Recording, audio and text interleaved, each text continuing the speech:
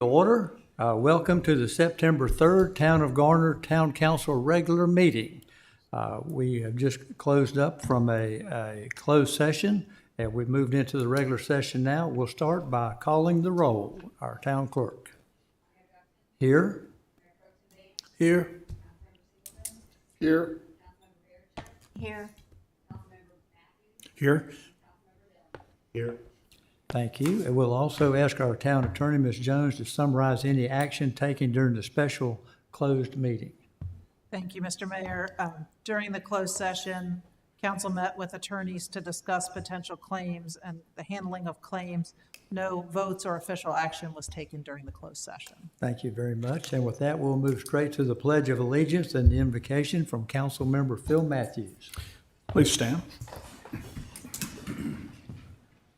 I pledge allegiance to the flag of the United States of America and to the republic for which it stands, one nation, under God, indivisible, with liberty and justice for all.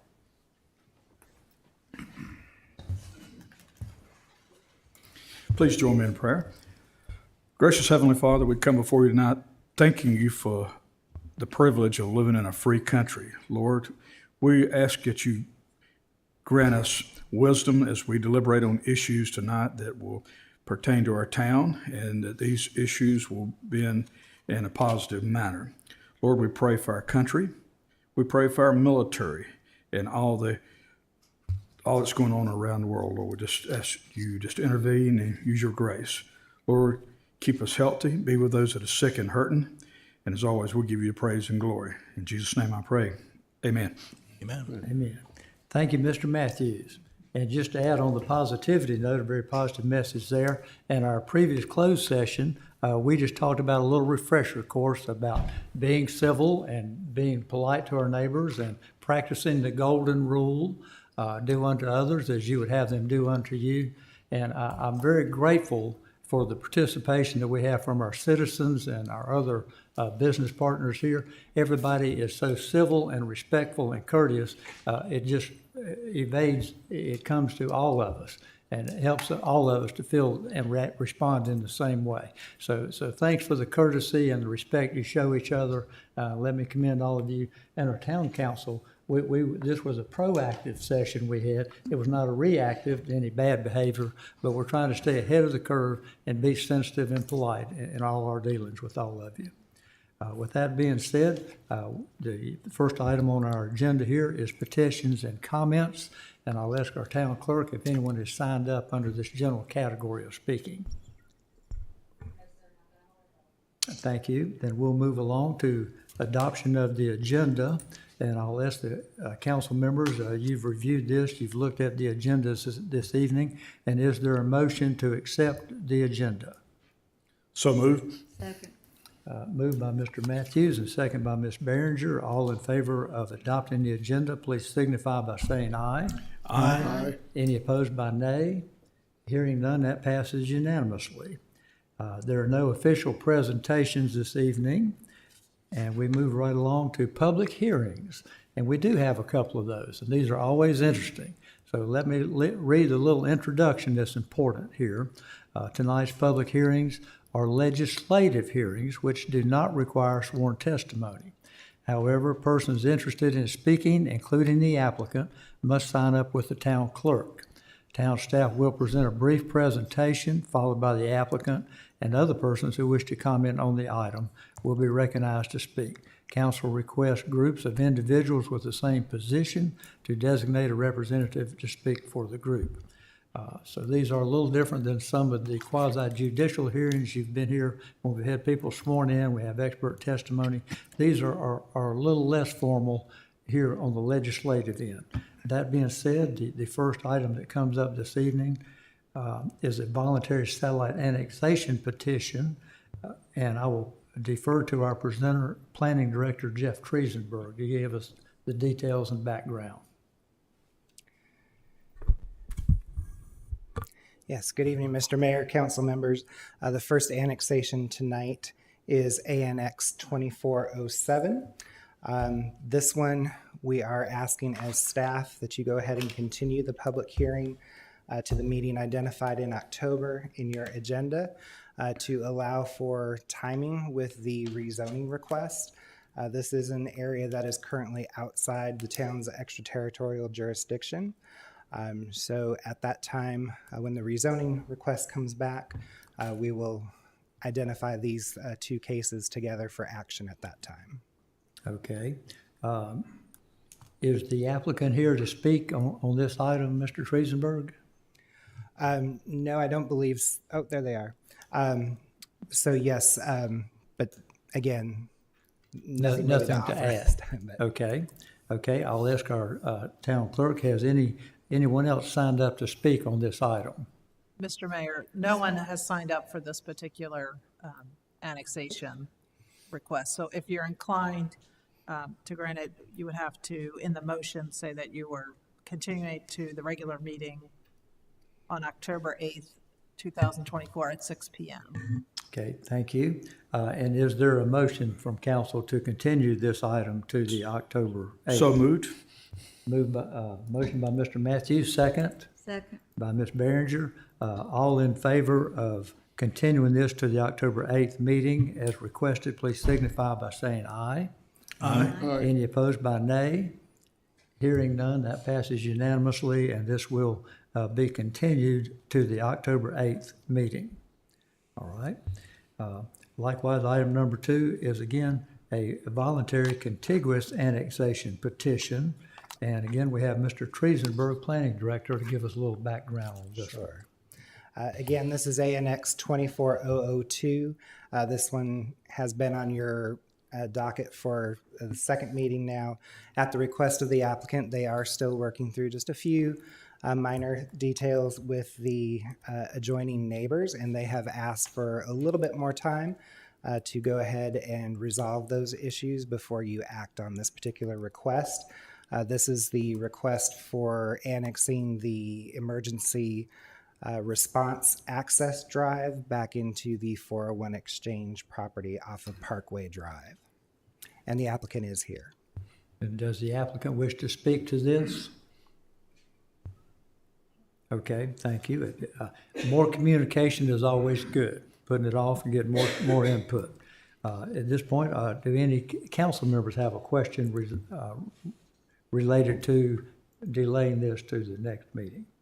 Just one question is that the applicant is still working with the neighbors to get whatever language they're looking to have correct? I think Ms. Blackman's gonna give me the answer. Good evening. Beth Blackman, Simmons Creek, Road, Suite 102, Raleigh. So we have our fire access approved by the town. So we have everything worked out. We are just wanting to make sure that the neighbors are very comfortable with the annexation and what will happen with that property, that it will only be used for the fire access. It'll be gated for emergency access only. We just don't want them to feel any pressure to agree, yes, everything's fine, just because there's a date. You know, they had to get it annexed by a certain date. So that's why we asked to continue it to October the 22nd, so that they knew that they don't have any rush to make an agreement. So there's not gonna be any wording. The annexation will be like any other annexation. It's just about what the property is gonna be used for. Right. As I've talked to some of them, and that's kind of, I appreciate the communication. It seems to Yeah, be. it's just for, like I said, we put it off a month before, but it would have made sense to have gone a little bit further the first time. And so that nobody feels like there's any pressure. October the 22nd, that's plenty of time to work out all the details. And then the annexation can proceed just like normal. Okay, thank you. Thank you. Thank you. And while you're here, do council members have any other questions for the applicant or for Mr. Triesenberg? Okay. Hearing none, if you're finished with that, I will accept a motion to continue this meeting to October 22nd as requested. So moved. Second. Moved by Mr. Singleton, seconded by Mr. Matthews. All in favor of granting this continuance as requested, please signify by saying aye. Aye. Any opposed by nay? Hearing none, it passes unanimously, and we move to item number 3. Again, a voluntary satellite annexation petition, a little different situation here. Our presenter is our planning director, Mr. Jeff Triesenberg. Yes. Last annexation for tonight is ANX 24006 for 1951 US Highway 70 East. This was a project that was reviewed at staff level. The zoning was heavy industrial conditional, and the applicants came in with an acceptable use for that conditional zoning district. So that plan has been reviewed and is, I know the site plan has been approved, and I believe even the construction documents are very close to being done, if not done already.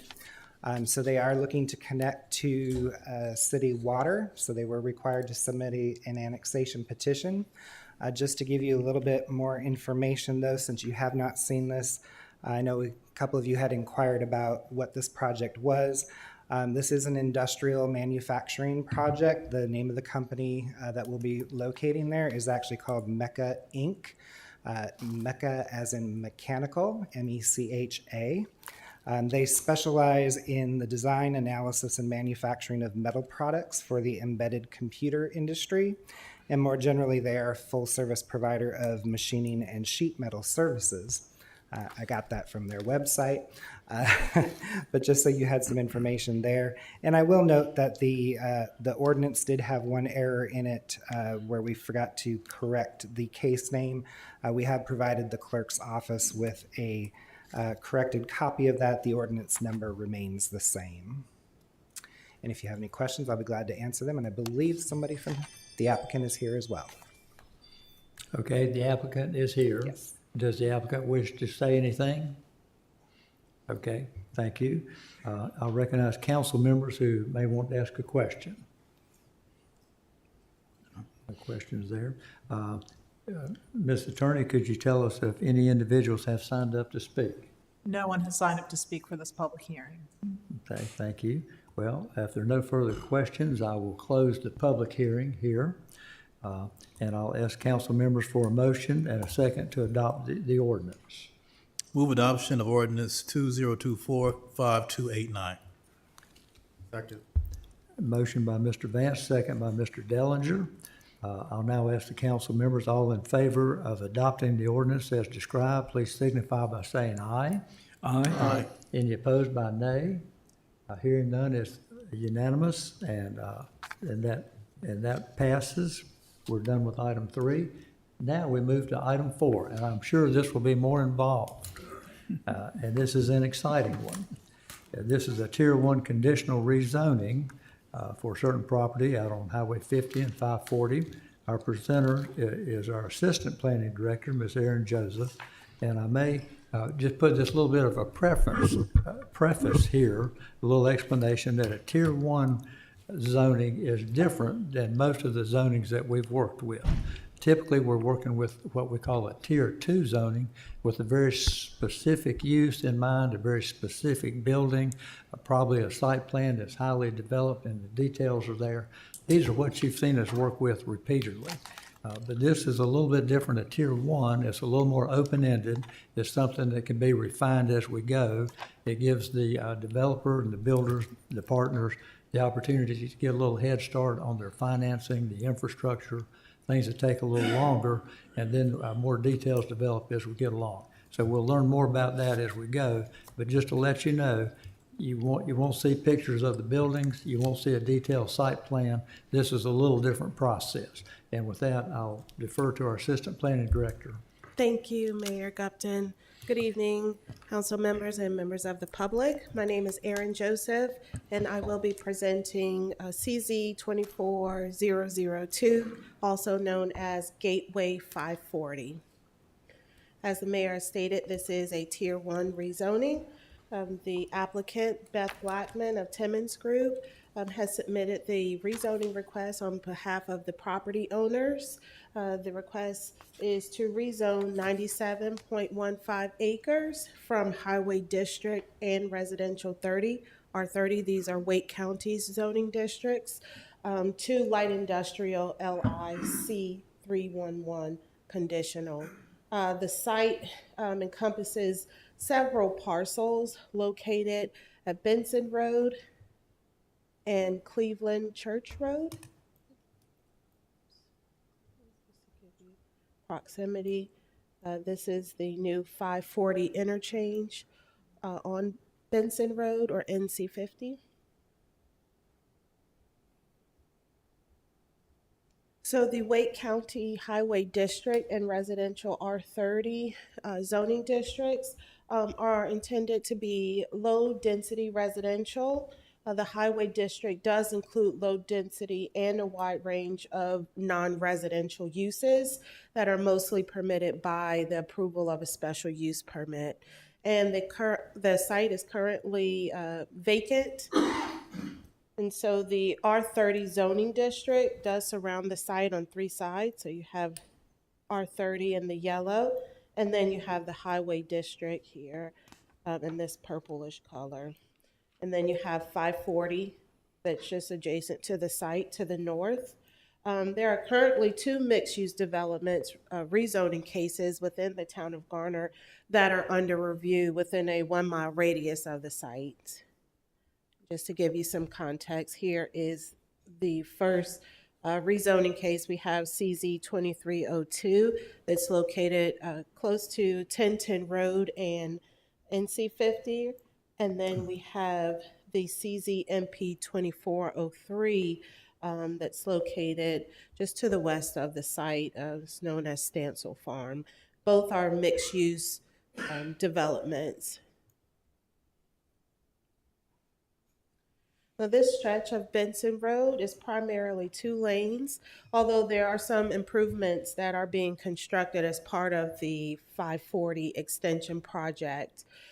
Benson Road is an arterial roadway. It connects Garner Town Core on its north end and south through rural lands to 1010 Road, which is a community activity center, and then further on to the 540 interchange, which is included in our regional employment center, and then eventually on to NC 42. The last traffic counts provided by NCDOT has this portion of Benson Road as 17,544 annual average daily trips. And just at Cleveland Road, the average annual daily trips is at 9,549. And this data was captured in 2023.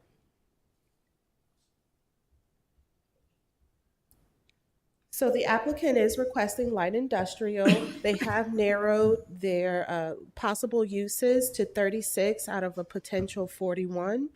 They have proffered 7 conditions outside of the permitted uses table. The first is that they are declaring permit choice to include those uses in special use permit applicable pending the outcome of in progress or future text amendments, which was passed in July and August with the research and development addition to our permitted land use table. A minimum of 15% of the site will be preserved as tree cover area. They have proffered a distinct and identifiable community gathering space of at least 7,000 square feet. And within that space, they will include benches, public art installation, and a minimum of 500 square foot flower bed. And that will also contain 50% of pollinator-friendly plantings. They also will provide a minimum of 75% landscaping that shall be native and adaptive species. 55% of the primary building materials shall be brick, stone, or decorative, scored concrete masonry units. All building and suite entrances shall be covered by awnings, colonnades, canopies, with a minimum of a 5 by 5 area, or entrances shall be under covered walkways adjacent to the primary facade. And all buildings and building clusters shall provide outdoor gathering spaces or patios. And the outdoor spaces shall be a minimum of 10% of the building's first floor footprint, and they will serve the adjacent to or within 150 feet. And patios shall be constructed of masonry pavers, decorative colored or stamped concrete, artificial turf, rubber surfacing, or similar materials as approved by the planning director. And additionally, these outdoor gathering spaces shall include atmospheric and architectural lighting, and a minimum of 250 feet of shade structures, and a minimum of 20 linear feet of permanent seating for each 1,000 square feet of patio or gathering space. So the applicant provided a traffic impact analysis, and the results of that analysis indicates that this proposal would generate 2,493 new one-way average daily trips. It's actually a 50% increase to allow for flexibility in the final uses. The AM peak hour trips would include 275 trips in and 90 trips out. PM would include 144 trips in and 252 trips out. Again, this TIA was completed in May of 2023. 2 access scenarios were studied, but one was ruled out by the Turnpike Authority. And on the screen, you have an image of the future build-out lane configuration. You see this is the site, and here you have NC 540. And so we've highlighted here that the recommended laneage, you have a left turn in, left lane turn dedicated lane with 350 feet of storage.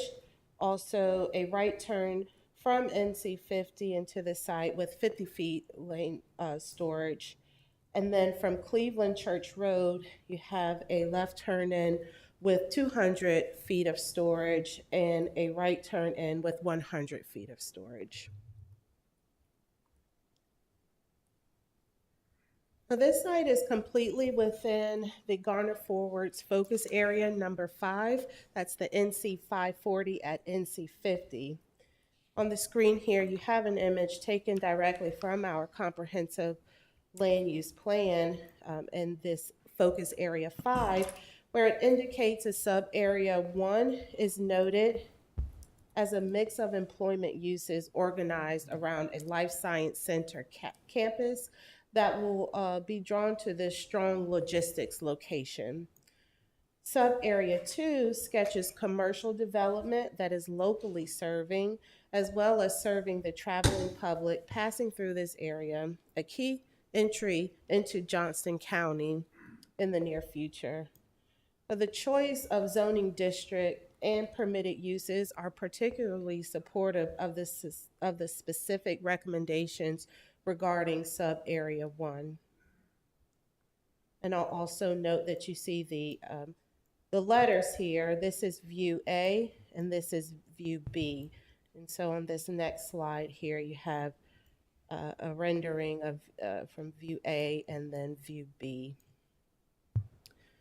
And prior to the development of the Garner Forward Comp Plan and focus area, this site was identified as a high priority site in the Garner Industrial Growth Study commissioned in 2022 by the Garner Economic Development Corporation. And the site was also identified as the top Garner site and one of the top sites in the county in the 2023 Wake County Economic Development Site Identification Study.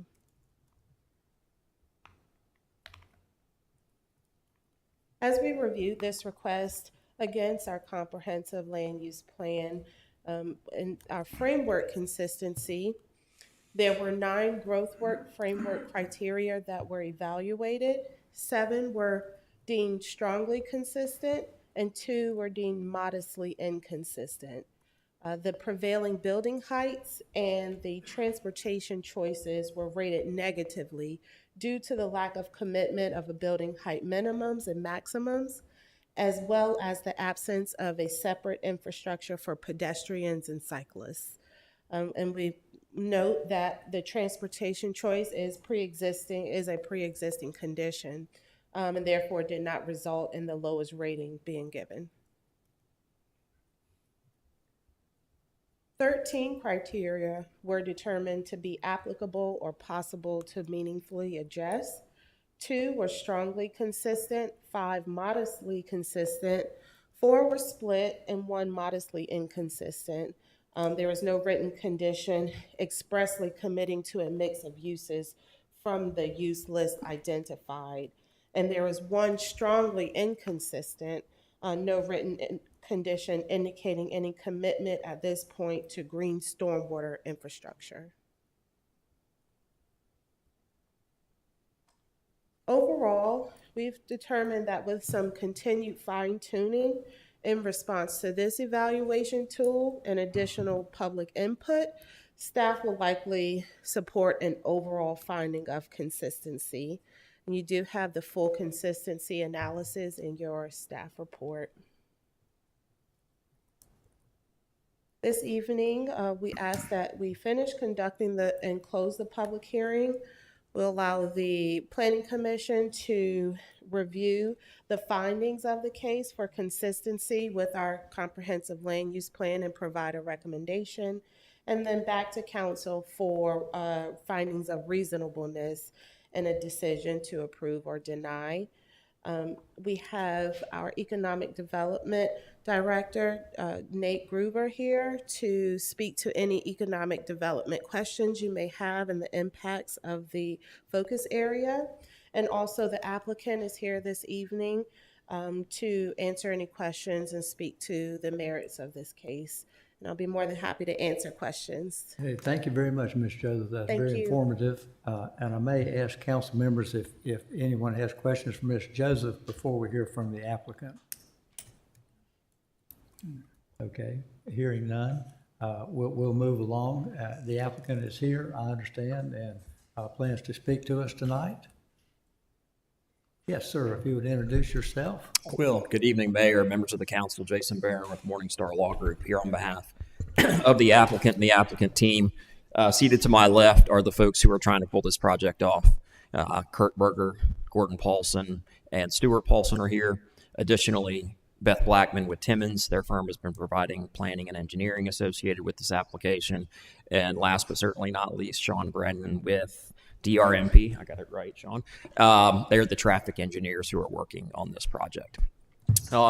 Excited to be here. You know, I've worked with Kurt and Gordon for a long time. They're local folks. They take pride and integrity in everything they do. They know this isn't going to be their last project that they're going to be doing in this market, certainly not in this town. And so they are pot committed to be able to bring a high quality development, to bring employment to an area that we'll talk a little bit about is desperately is positioned well for it.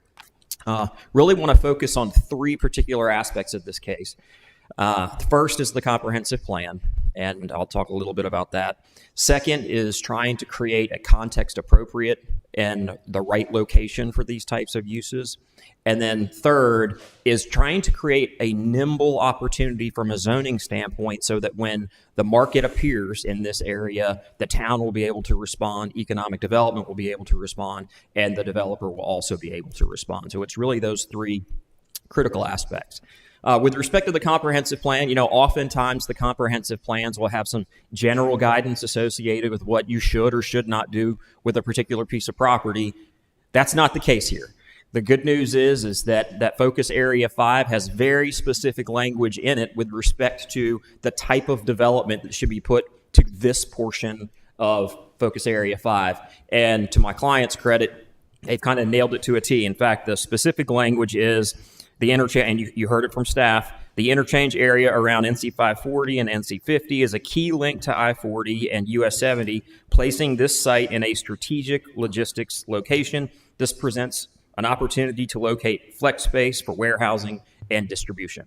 That's verbatim from the comprehensive plan and has been a guiding tool as Stuart, Gordon, and Kurt have been making their way through this process. And we agree with staff's conclusions, as noted in the staff report, that the light industrial zoning that's requested as part of this zoning case is precisely what the plan looks for. It's very supportive of what the comprehensive plan is looking to do in this location. And I will say kudos to the town for being that specific. Again, sometimes it's not quite as clear as you have it in this case as to what the expectations of the town are. As you all know, the comprehensive plan speaks to the community. It speaks to landowners. It speaks to this council, to future councils, to planning boards. And so having that specificity has been an asset throughout this entire process. The second thing is context appropriate.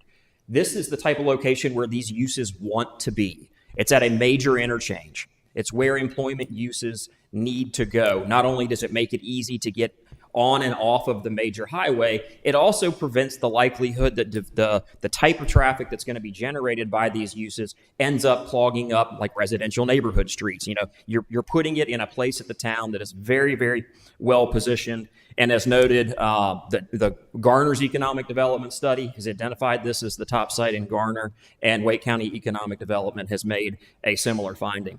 And so last but certainly not least is capturing market. And so the purpose of the Tier 1 zoning that's being done here is really to create pad-ready, shovel-ready development with utilities so that when the market comes to this area, the town will be able to pounce. I do the vast majority, of my land use work in western Wake County, Cary, Apex, Holly Springs. I do a ton of work in Holly Springs, and I can tell you the success that they've enjoyed with their business park, with the Fujis, with the Amgens, is directly related to the fact that they had the wherewithal to do essentially what is happening here. They put the zoning in place years ago and waited to see where the market was going to go with them. And sure enough, the market has responded very positively. They've obviously had two really big wins from a state economic development standpoint. And that's the idea here. The idea is to create these opportunities so that Garner will be in the driver's seat when these opportunities come to the marketplace. And that's certainly what Kurt and Gordon and Stuart are trying to do. And so in summary, again, this case doesn't just honor the comprehensive plan. It codifies the comprehensive plan. What's happening with this rezoning is basically taking the policies directly out of your comprehensive plan and creating zoning built around that. It's putting employment in a place where employment wants to go. And last but certainly not least, it's doing so in a way that will create the opportunity that the town has been looking for with respect to economic development and economic growth. And so with that, our entire team is here to answer any questions you all might have. The staff report and the staff presentation has done a really good job of kind of pouring through the details. Really just kind of wanted to focus on those three big picture areas. Just before the meeting, Mr. Triesenberg had the kindness to let us know that there were some council questions relative to wording of the zoning conditions, and we're happy to work through those questions as we make our way through the process. Thank you for your patience that you've exhibited for the last several years working through this process. Thank you for your explanation to us and keeping an open mind, knowing that this is a work in progress for us, particularly using this Tier 1 zoning without the detailed plans of occupants and users. So this is a little different, and as we go along, thanks again in advance for your patience as we work through this. So saying that, before we call on any other folks to speak, I'll ask our council members if you have questions at this time for the applicant.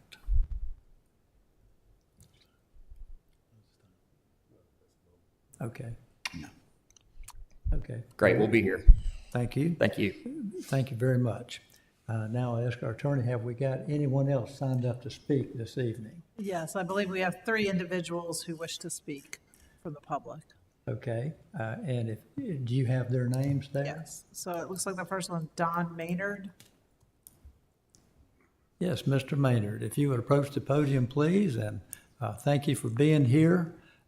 It is fair to say that, as we mentioned earlier, this is a legislative hearing. You're not sworn.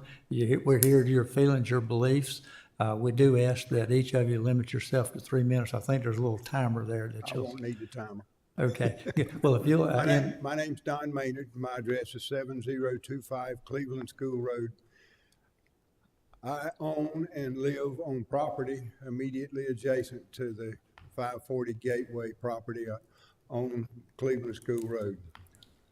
I am contractually obligated to help Forsyth and Company to make things happen with, and that contract is through the sale of property. And I'm glad it's there. I do have some concerns as I look at what's been printed or what was available to me to print. Primarily things that would be of a detriment should I continue to live there.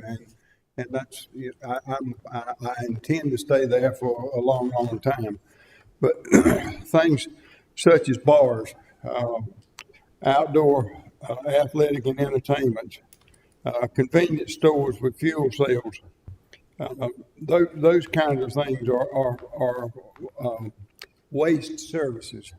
Explanation of waste services to me is and I presume that these are items that, and I should not presume anything, but I presume that these are items that are from the legislative activity that may accompany the changes here. Those are my concerns. The comment about traffic a few minutes ago, nothing is being done to negate traffic on Cleveland School Road.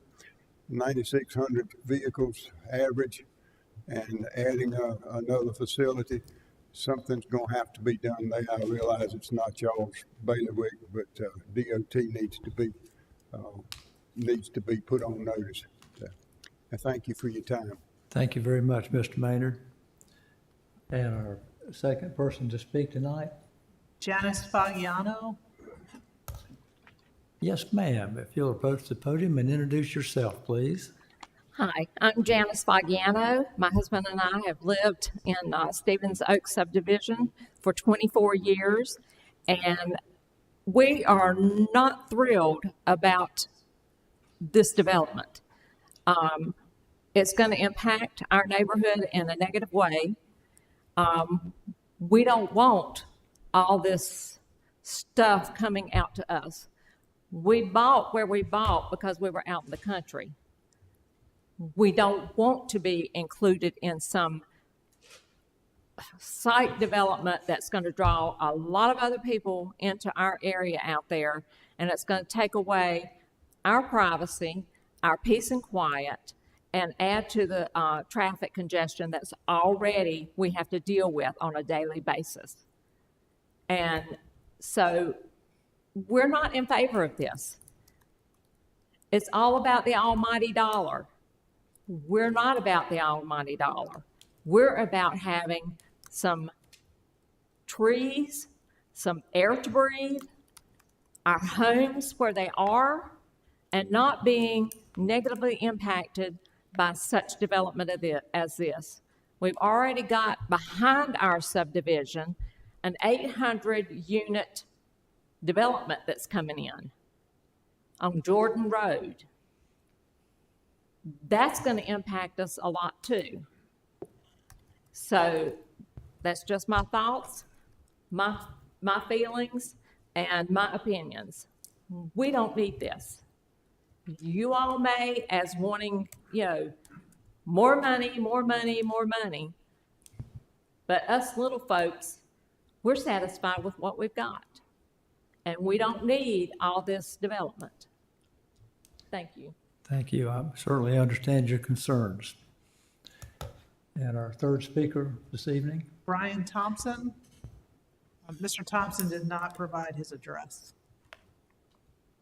I was late at being from the county, I'm not really familiar with the town of Garner processes. So I'll reset this. Yes, I live in Stevens Oaks as well. Could you provide your address for the record? 6825 Stevens with a V, Oaks Drive. Again, we're right across from subdivision. The concern that I have, I'm a little bit younger in age than the prior two speakers. I know both of them personally, enjoy them. I'm the age I got school children, and one thing I noticed about that traffic that y'all talked about, those cars, I don't think nothing's really bringing that into the fact that it all happens at certain times. And yes, that period of time over a 24-hour period might not seem like much, but when it's that specific for school times, it can get crazy. And you put a wreck out there on 40, and it sends every bit of traffic from Cleveland or from NC 40 up NC 50, because then all that road traffic from Jordan Road and that new subdivision that Ms. Fagiano just talked about is going to get pushed to Jordan Road because of how the traffic and how the roads are there. Everything from Rand Road and NC 50 and Cleveland Road has to come to the intersection of Rand and 50. Has to. And then just north of that, you have a 2-lane bridge. So no matter what infrastructure you put down here, until that 2-lane bridge is dealt with, until other avenues are dealt with, every bit of this traffic has to come via that. And then the other thing I was going to speak to, again, like the residential areas are also popping up in Johnston County, right down Cleveland Road, that they can feed it right through. Like I said, it's just the pipeline to get into Garner. Yes, people talk about 540 and what it's going to bring. But me, my daughter now goes to North Garner Middle School for the first time. So my wife has to come sit at that intersection. It's 5 miles to Timber and 50. And that can take her like 25, 30 minutes in the morning time just to go 5 miles down the road. And she has to do it at that time. And then all the schools for Garner are in there. My wife did teach for a while at Willow Spring High School, and we were seriously contemplating sending my daughter to Fuquay Arena and send all of us there because sometimes it's a lot easier to go to Fuquay Arena in Johnson County than it is to come into Garner. And we as residents down there think about that. And then, so I do know they like to talk about the what they've done for Holly Springs area over there. I'm concerned about the warehouses, the idea of this mixed use, this light warehouses, because I do know that I travel to Holly Springs. I don't see them having warehouses necessarily there. I do know it's commercial and it is a nice booming area, but also you look at where the schools are. The schools are in between the commercial area and the neighborhoods, so where you don't have that coming. I mean, how many years ago was it that the kid got struck by and killed for the school bus just south of us? So those are just my concerns. It's just that bring that traffic though in the schools. I'd like to see something, a plan for the schools, for the community, for the citizens of Garner before we do this or how that would affect that. That's it. Thank you. Thank you for your observations, heartfelt and serious. No other speakers signed up for this No, evening. the rest of the speakers were members of the applicant team or the applicants themselves. Okay, so I'll ask our council members again for questions, comments, discussion related to this project. Thank you, Mr. Mayor. I hear some of the concerns that have echoed with some of mine related to the complexity of Tier 1. And just on face value, one, there are some inconsistencies with the comp plan as any project. So it's not 100% consistent. But the Tier 1, the proposed uses is overly broad. And the warehouse thing is very apropos because while there's a vision somewhere about what's going to go here, it's not really clear to me what that vision is. And when that vision of what's going to go there is not clear, the fiscal impact on the town is also not clear. It doesn't cost the town a dime to service that area right now. When something goes in there and it is annexed, there's a certain amount of service delivery costs. Without knowing what the use is going to be for that property, we don't know if that's going to be a net positive or net negative for the town. So from the fiscal perspective on the uses that are proposed, it's an unclear fiscal situation for the town on a 100-acre site, basically. So I think that's one concern, is overly broad on the use and not having sort of a very clear vision on what's going to go there. I think there's I still have a little bit of confusion on whether or not there was ever any sort of indication of really having mixed use on the site. Mixed use is defined by the presence of residential, not a mix of commercial and industrial. but I don't really see any indication that residential was ever there, even though it was talked about at the neighborhood meeting in February early this year.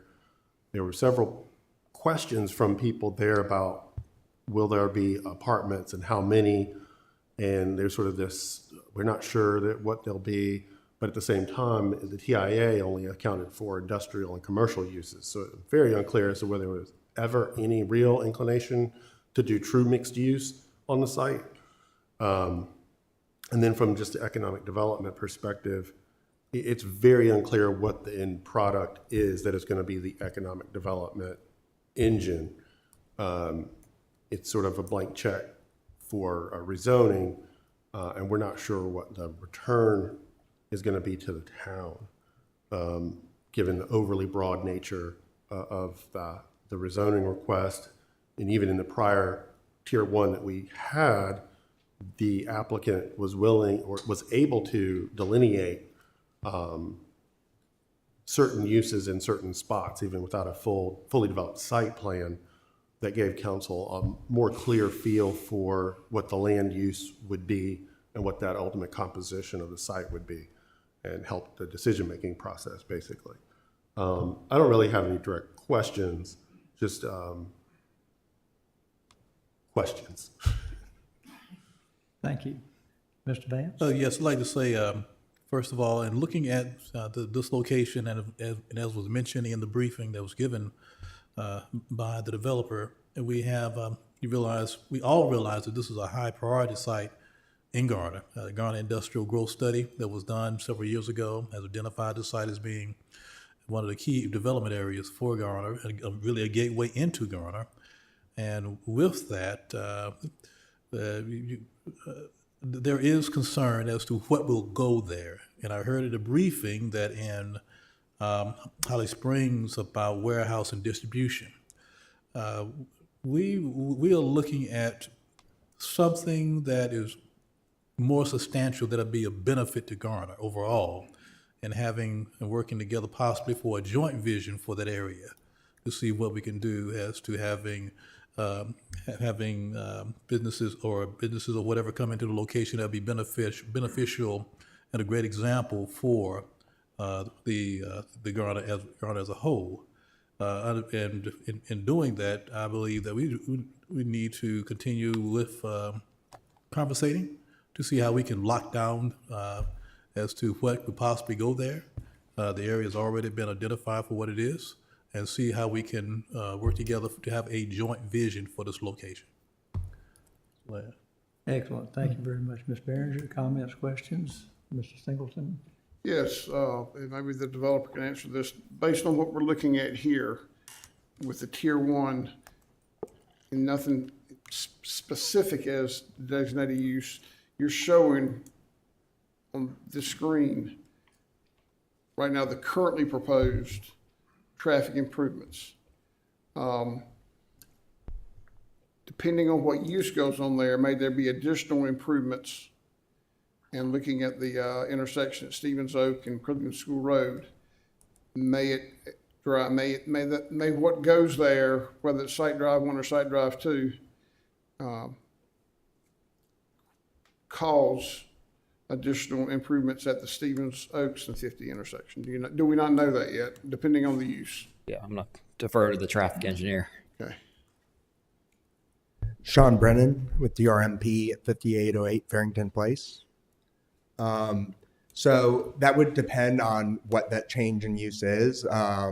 If we study the peak hours in the traffic study, and if the peak hour trips were to increase over what was studied in the TIA, then we would have to amend the TIA, and amending the TIA would subject that intersection to further analysis to determine if anything's necessary.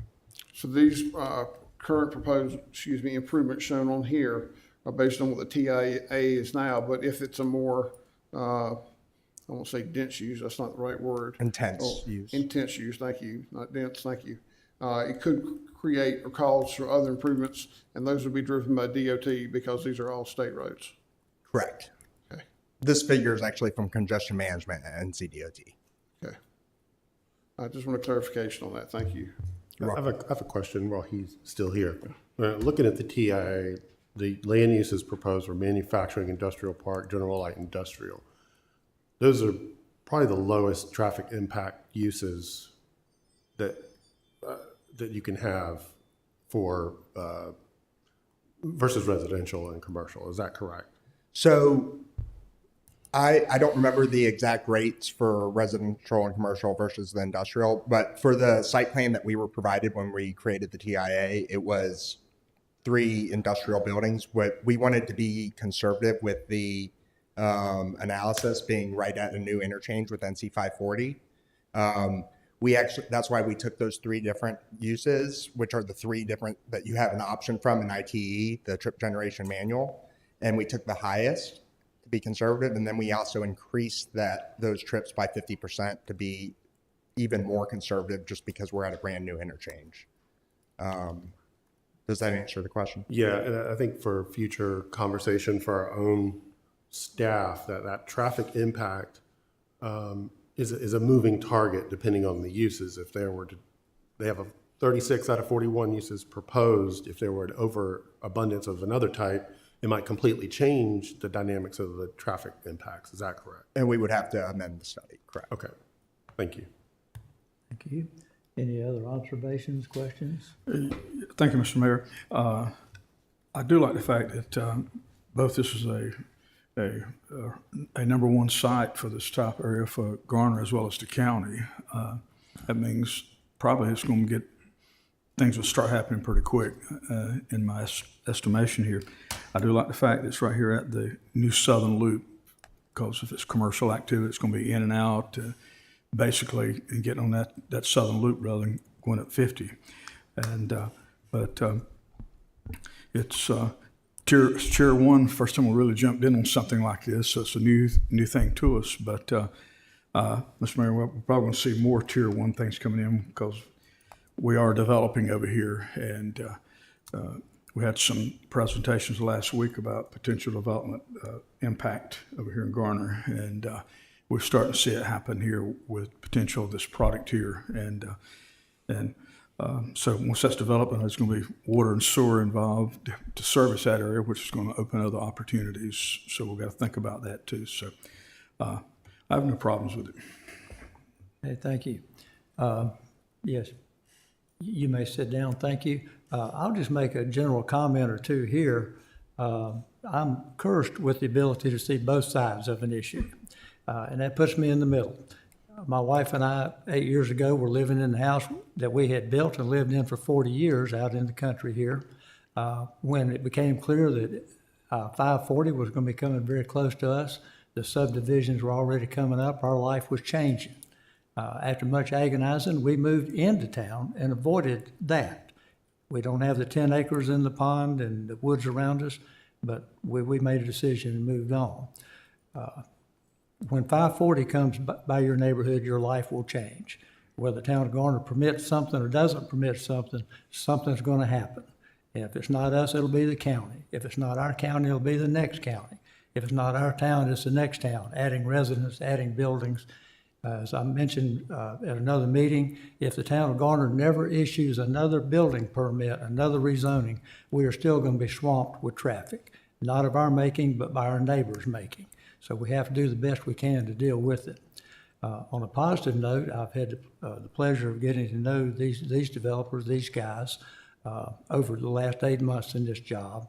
And I'll never forget when they first came in for our informational meeting, the 4 of them, and one of them was bringing the Garner Forward Comprehensive Plan. And they said, we've been studying this for the whole 2 years you've been working on it. We want to do a project that's in line with this.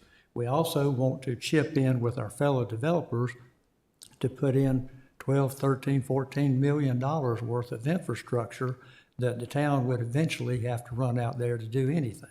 So they have the right attitude. By the same token, I'm still a little confused about this Tier 1 zoning stuff. There's still questions to be resolved.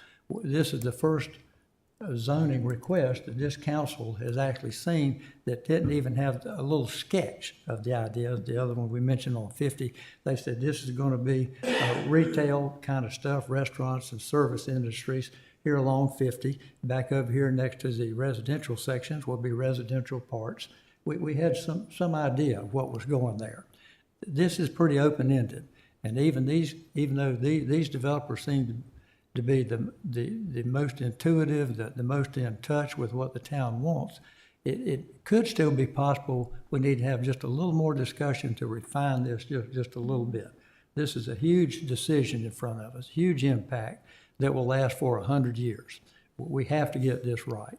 You guys have been unbelievably patient, unbelievably professional. Our charge here tonight is to refer this to the Planning Commission, which we will do sometime or another, under some condition or other, with some remarks or another. If we vote to refer it to the Planning Commission here this evening, it would be into October when they meet next. One option that we have before us is we could, if the council wants to make this motion and wants to vote for it, we could continue this hearing for 2 weeks, address a little more specificity, a little bit more diversity of the use, try to answer a few more neighbors' questions about how it impact them. So in a nutshell, there's 2 options before us. Pass it to the Planning Commission tonight for more review, and they can do with it the best they can. Then it still comes back to us for a final decision with more input. Or we could ask for 2 more weeks of communication and refinement of mission to help us clarify the vision, to help us see the vision that you have, that it's not all warehouses, it's not all car repair, it's not all of this or all of that. I know it's hard to say, depends on the market, depends on the users who come in, but perhaps there's a way we can just understand your vision a little more clearly to give the council and our citizens a little more comfort level with what's coming in. We can't solve all the problems on one single project. It's not going to meet everybody's needs, everybody's dreams. But at the end of the day, we have to ask ourselves, what's in this for the Garner citizens? Not what's in it for the people moving here from out of state, not what's in it for businesses that need to make money, what's in it for the people who live here now. We have to find something that's going to benefit the people. They're not going to benefit from warehouses. Some of them might work there, they might not. Will they benefit from some kind of service in retail or nicer restaurants or urgent cares or daycares? Is there some mix of commercial uses that could provide some value, some benefit to the neighbors? I don't know, but it could be that we want to spend 2 more weeks trying to put our heads together and help us understand the vision before we do what Mr. Dellinger referred to, writing a blank check, go light industrial, and you never have to come back before this council again. So that's my 2 cents. I'm going to shut up. I just have one comment, Mr. Mayor, and that is, in life in general, change is inevitable. Our job is to direct the change, not to be drug along by it. Thank you. Thank you. And I may quote you from a previous meeting. They were talking about planning, and you said, Garner was not planned, it was settled. Okay. And here we have a chance here to guide our growth a little bit, to make a little bit of a plan. And we want to be as wise and as thorough and as beneficial to everybody as we possibly can. Other observations? Just one comment, and you referenced this. You know, we have an applicant who's been a good development partner with the town. They've been collaborative and patient, and trying to work with the town, not try to cram something down our throat. And I think that's important, and it shows that sort of commitment to the overall health of the community. And so I think we need more and more of that. To make sure that the town is successful and that you're successful, that the businesses that come here are successful, that whatever this use is going to be, we can all get behind 100% to make successful. I think the concern you had in the gentleman back there, as is, change of plans, sell all warehouses, and there's a missed opportunity. So I'm grateful for the willingness to engage and cooperate. And I think it's important that we foster that with all of our applicants. Thank you. Any other options or any other comments or offerings? No, I agree, another 2 weeks. And if it involves meeting with staff, with council, who it may involve a meeting with, so I think for clarity's sake, I think that's the way to roll. Okay. Is there a motion from council as to action to take? I move to continue the meeting to September 17th, Tier 1 conditioning rezoning CZ 24002, Gateway 540. Is there a second? Second.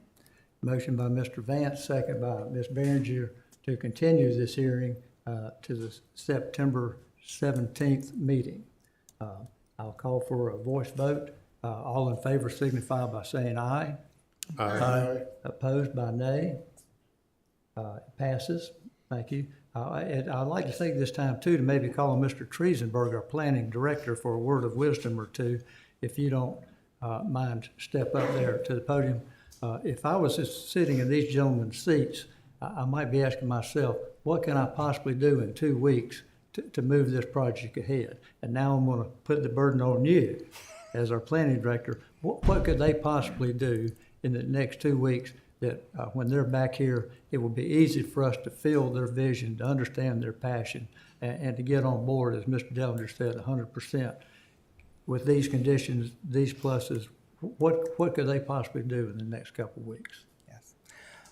So what staff it would propose in these kind of situations is that, given that that meeting is just 2 weeks away, we would want to meet with them this week if at all possible, and to reflect on the notes that we as staff have taken from the discussions here tonight and entertain their thoughts as well.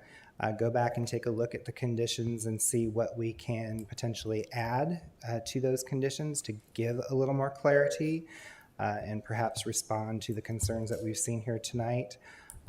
Those can take a variety of forms, but we will come to that meeting as staff with some ideas in mind and certainly approach it with having some things for them to react to as well as to suggest other items as well. Thank you very much, and I'm sure you'll be around after this meeting in case they want to speak with you at the end of this meeting. Yes. Thank you very much. Thank you, gentlemen, for your patience, ladies. Thanks for your input. We want to work with you. We're going to grow. We're going to grow whether we manage it or not manage it. We want to manage it. We want to work with people who believe in the community like you do, who have a proven track record like you do. Just help us move along into the new world. Thank you very much for being here this evening. Okay. That concludes our hearings tonight. I don't think we have any new or old business.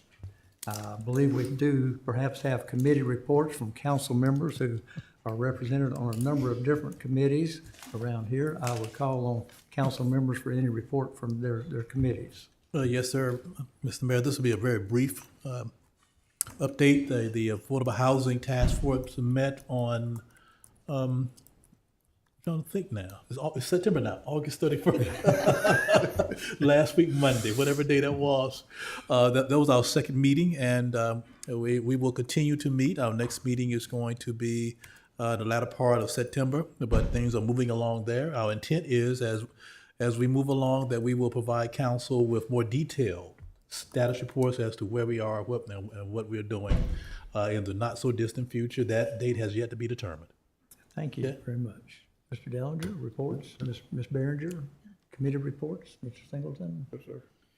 The Veterans Committee will be meeting this coming Monday at White Deer Park and reviewing quite a few things, and we'll give you follow-up on it after the meeting.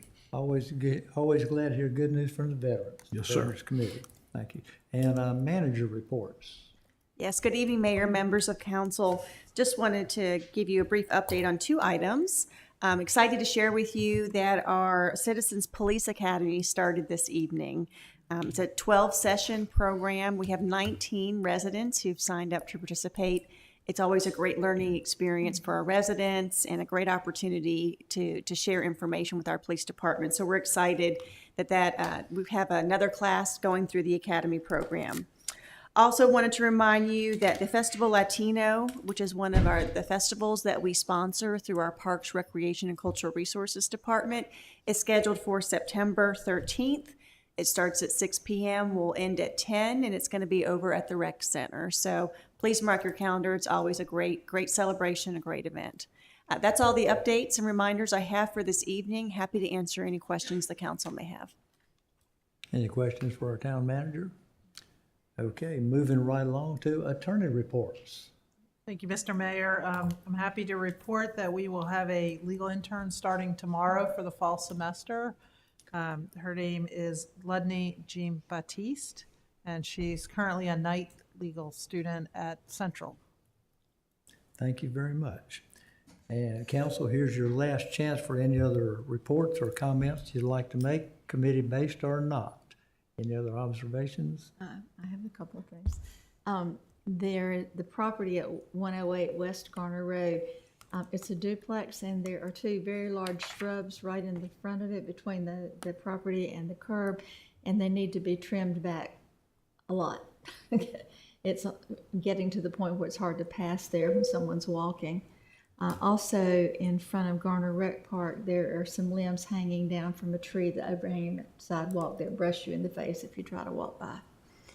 Thank you for sharing those. We'll have Public Works take a look at both of those items. And there's one other, I don't know what to call it. It's looks like a pole.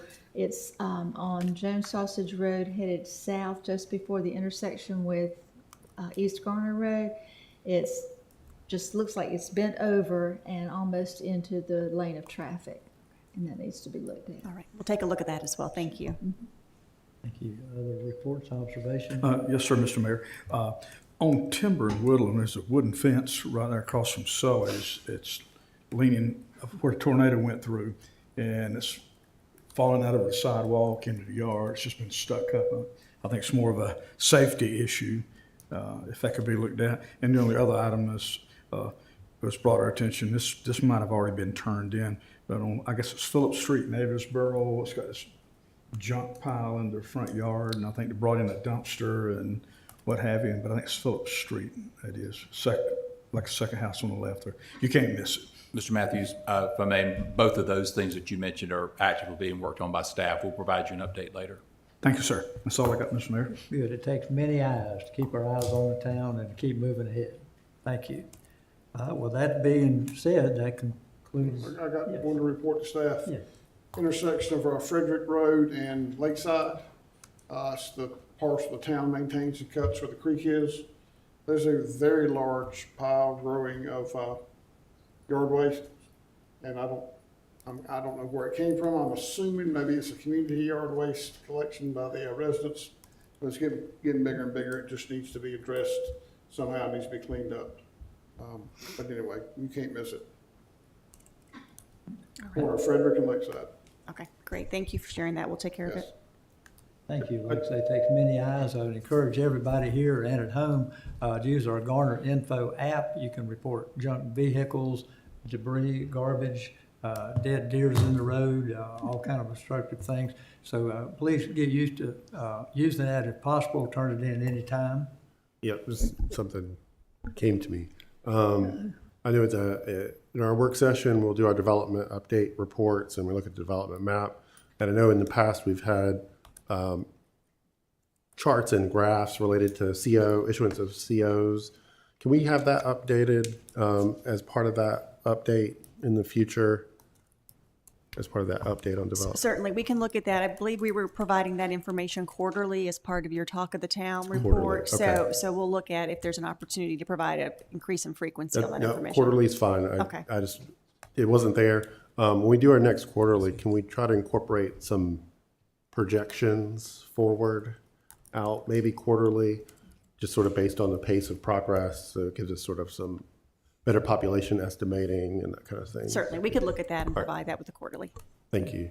Thank That's you. all. All worth talking about. All worth talking about. See no other items to bring up. Is there time to ask for a motion to adjourn? Do we Closed need? session. So the No, closed- we did the closed session during the special meeting, so that it's was done. inadvertently left on the Yeah, agenda. we're not used to having them beforehand, but we've already done the closed session and you were there. And you passed. You, oh, no, heaven forbid. Okay. But thanks for calling attention to it, just in case. Okay. Okay, now, is there a motion to adjourn? So moved. Is there a second? Second. Okay, motion by Mr. Matthews, second by 2 or 3 people over here. All in favor of adjournment signify by saying aye. Aye. Opposed by nay. Hearing none, motion is accepted. Meeting is adjourned. Thanks, sir. Wow.